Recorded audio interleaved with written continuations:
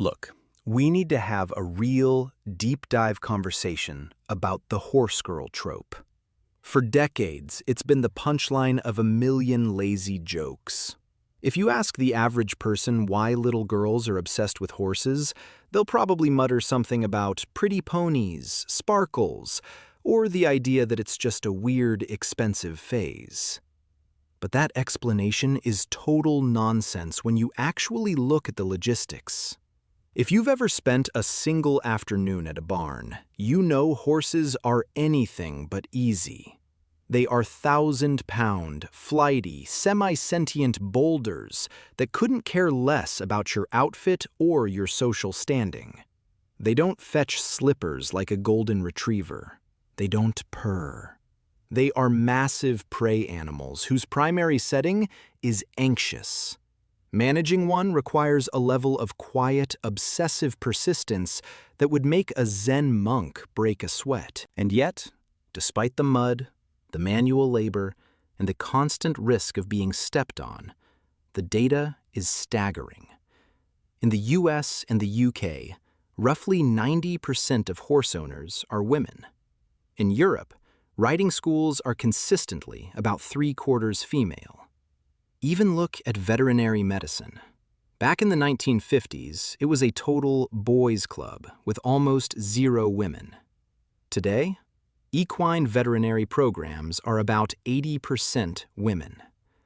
There is a massive gendered phenomenon happening here that girls like animals simply doesn't explain. To understand why this is happening, we have to rule out the obvious theories first. Some people think it's just about a love for speed or large, powerful things, but that doesn't hold up. If women were just adrenaline junkies for big engines, they'd be dominating the motocross tracks or the long-haul trucking industry. Instead, women make up only about 20% of motorcycle riders and a tiny fraction of truck owners. So it's not just about the power or the displacement of an engine. Is it just a general animal lover vibe? That's closer to the mark, but it still misses the target. Yes, women dominate dog training at about 85%, and women are statistically far more likely to be involved in animal advocacy or choose a vegetarian lifestyle. But dogs are, biologically speaking, easy. Dogs were literally bred over thousands of years to want your soul. They are built to please you. A horse? A horse is different. A horse's entire brain is designed to suspect that you might be a mountain lion in a fleece vest. You have to earn your way into its circle of trust, and that takes a specific kind of mental and emotional endurance that many adults can't manage. This brings us to the core of the issue. What is play, actually? In the world of evolutionary psychology, play isn't just fun or a way to kill time before dinner. It's a high-stakes dress rehearsal. Kittens don't pounce on balls of yarn because they have a passion for knitting. They do it because one day they'll need to pounce on a mouse to survive. They are calibrating their internal targeting systems. Human children do the exact same thing. We play at the things that will matter when we're adults: relationships, caregiving, and social navigation. And whether it's fashionable to say or not, boys and girls don't play the same way. This isn't just because of the toy aisles at Target. We see the same patterns in male and female monkeys who have never seen a TV commercial. Boys generally gravitate toward rough-and-tumble play or mechanical toys, things that map onto physical dominance and spatial logic. Historically, for a man, power was often a direct result of physical force. If you were the strongest guy in the tribe, you had a very clear, direct path to getting your way. But for women, using your biceps has rarely been a winning strategy against a larger opponent. Throughout our evolutionary history, one of the biggest threats to a woman's well-being was a physically aggressive man. Since you generally can't out-muscle someone who is 40% larger than you have to develop a different toolkit. You have to outthink the threat. You find an ally. You build a bond. You learn the high-stakes art of psychological influence, reading a room, sensing a mood before it turns, and understanding what motivates a powerful being to cooperate instead of crush you. This is where the horse enters the room as the ultimate superstimulus. A horse is big, fast, and potentially dangerous. If you try to muscle a horse into doing what you want, you are going to end up in the hospital. Even the strongest man on earth can't actually force a horse to do much if the horse truly decides otherwise. Instead, you have to use what trainers call gentling. It's an incredibly sophisticated dance of nonverbal cues, extreme patience, and reading body language. It's about building a partnership with a powerful entity that doesn't have to listen to you, but chooses to because you've mastered the art of connection. It's not just a metaphor. It's a cognitive workout. The same skills required to get a 1,200-pound animal to trust you enough to let you onto its back are the exact same skills used to navigate complex human hierarchies. It's about learning how to influence power without having to be the one who possesses the raw physical strength. It's about the soft power of reading behavior and shaping responses. When a 12-year-old girl is leading a massive stallion through a gate, she is practicing the art of being the brain for a body that isn't hers. We've been encoding this into our mythology for thousands of years.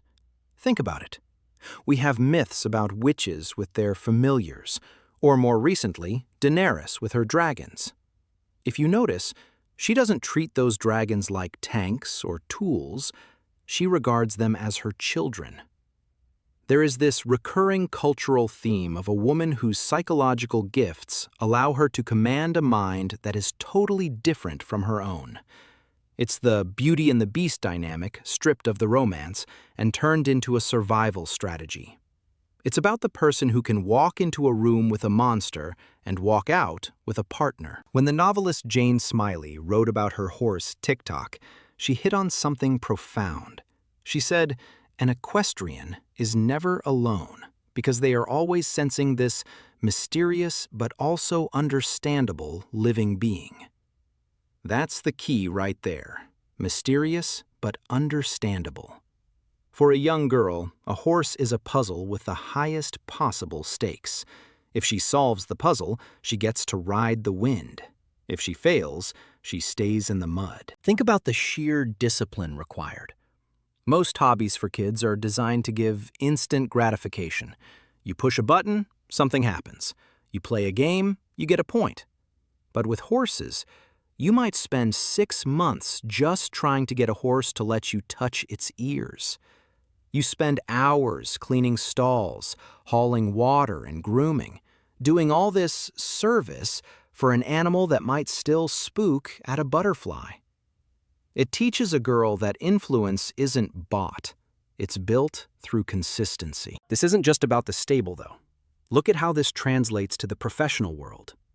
There is a reason why so many female leaders and CEOs have horse girl backgrounds. When you grow up negotiating with a creature that weighs 10 times as much as you and has the emotional temperament of a thunderstorm, a boardroom meeting with a difficult executive doesn't seem that scary. You've already learned that you don't need to shout to be heard, and you don't need to push to move something heavy. You just need to know which lever to pull in the other being's mind. So little girls aren't obsessed with horses because they're pretty or because they want a big, fluffy pet. They're obsessed because horses are hard. They are practicing the ancient art of turning raw physical power into a partnership through skill instead of force. They are training their brains to handle the world. When you see a young girl in the middle of a field with a massive animal, you aren't just looking at a hobby. You're looking at a masterclass in the psychological mastery of power. It's also worth noting how this has shifted historically. Before the 20th century, horses were tools of war and transport, which made them a male domain.